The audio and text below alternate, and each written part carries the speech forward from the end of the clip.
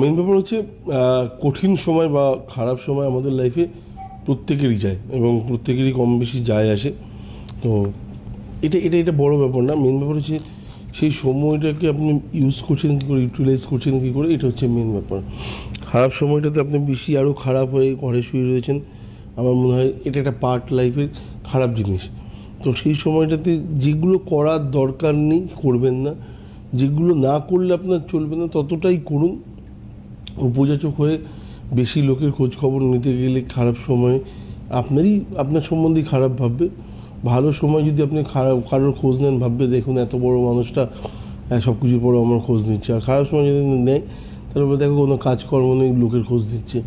তো সমাজ তো আলটিমেটলি ডিফারেন্সগুলো এখান থেকে তৈরি হয়।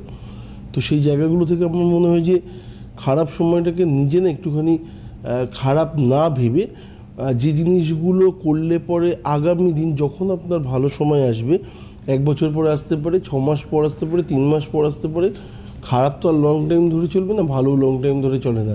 ভালো সময়টা যারা ভুলে যায় যে আমার লাইফে খারাপ সময় আসবে না, তারাও পস্তায়। আর খারাপ সময় যারা ভাবে যে আমার এই খারাপ আর কোনো দিন শেষ হবে না, আমার জীবন রেখে লাভ নেই, তাদেরও পস্তায়। তো আলটিমেটলি আমার মনে হয় যে এটা টাইম ফ্রেম থাকে, এই টাইম ফ্রেমটার মধ্যে আপনার ভালো সময় আসতে বাধ্য। এবং পজিটিভ থাকুন, আপনার ভাইব্রেশন যেন কী বলবো ইউনিভার্স অবধি পৌঁছায়, সেখানে গিয়ে যেন ধাক্কা লাগে যে আমার সামনের দিনগুলো অনেক ভালো এবং আমি এখানে রাজ করব এবং আমার কথাই লোকে শুনবে। তো এইরকম একটা মেন্টালিটি যদি থাকে তো দেখবেন অটোমেটিক্যালি পজিটিভ বার্তাগুলো আসছে এবং তার সাথে সাথে আপনার জন্মছক কতটা কী বলবো পজিটিভ রয়েছে সেটা মেন জিনিস।